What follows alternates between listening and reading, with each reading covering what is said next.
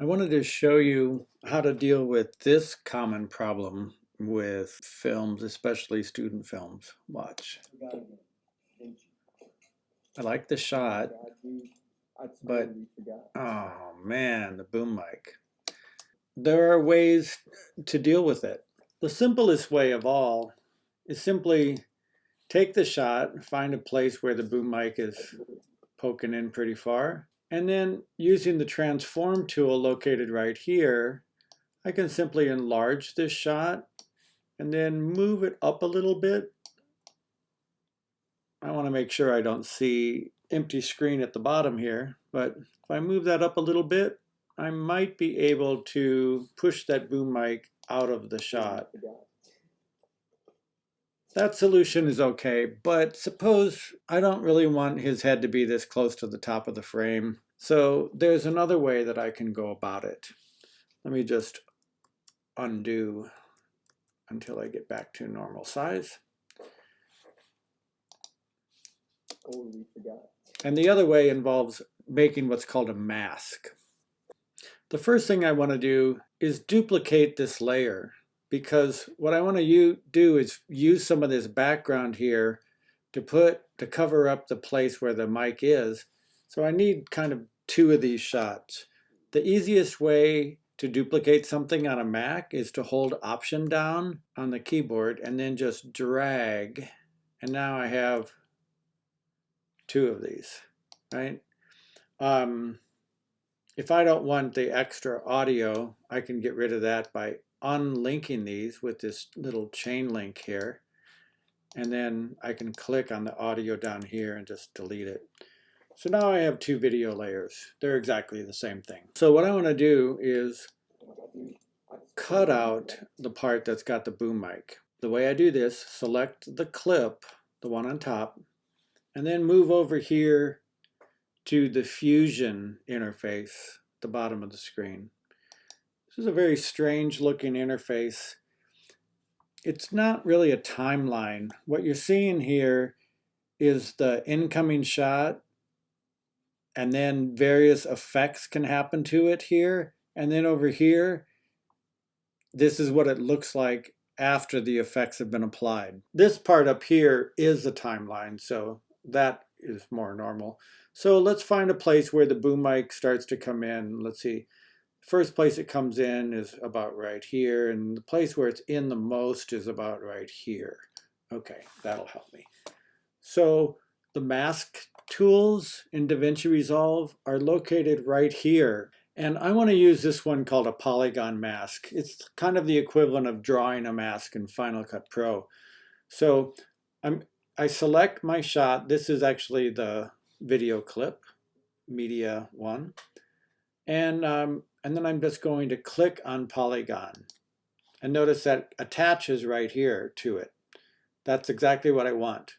Unfortunately, I can't see anything right now. So what I need to do is click on this button over here in the inspector window that says invert. And now this will show me the shot that I'm dealing with. So what I want to do here is just click and start drawing a shape. And I don't have to be super precise about it. I'm just drawing around where the boom mic is poking in and out. It doesn't do anything at all until I connect the dots all the way back to the beginning. And now you'll see I have a hole cut in this. And that's what I want. If I go back over here to the editing page in the bottom, you can't see any difference yet because this shot is still in the bottom. But if I disable this shot, you can see the cutout that I've made. So far so good, right? You don't see the boom mic anymore. The only thing is you need to see something in that hole. So what I want to do is use something from this clip under here to fill that. Just an empty shot where there's no boom mic. So in order to do that, let me hide this layer on top. And V doesn't work in DaVinci Resolve. So what I have to do is click over here on this little video button to disable the top layer. And now I'm going to enable the bottom layer. So what I want to do is find a place where there's a nice empty background and nothing in it. So maybe this shot right here will work. Now what I want to do is make a freeze frame of this shot. The way to do that, click up here on Clip on the menu and then Freeze Frame, or just remember the shortcut, Shift R. Now when I scroll through my timeline here, notice it doesn't move. It's just a static shot of that. When I go back up here and enable my top video track now, what you're going to see is my mask is a little bit in the way. It does a good job of hiding the boom mic, but it's a little too big. So at any point here, I can just switch back over to the Fusion page here, and I can see my mask. If I click on Polygon here, I can edit this. So I can make it much less in the way. And the cool thing about DaVinci is you can switch back and forth as many times as you need to. So here my mask is still too close to his head. Back here in Fusion, something else I can do here if I really wanted to is move this mask around by just dragging right here. So, and I can keyframe that. So at this point, it's fine. Let me scroll through my timeline here. That's going to be fine. It's not in the way of anything.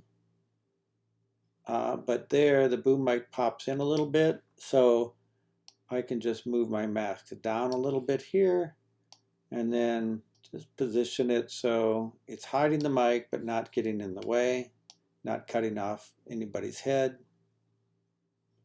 Get a little close to his head there. Okie dokie. Something else I can do here is where it says soft edge, just move that up a little bit. Notice it kind of feathers that. That makes it more likely to be hidden and not seen when I composite these. So let's see how it looks. Oh my God, dude. I totally forgot. Awesome. Remember how it looked before? I totally forgot. Now it's totally gone and you can't see the edges of my mask at all.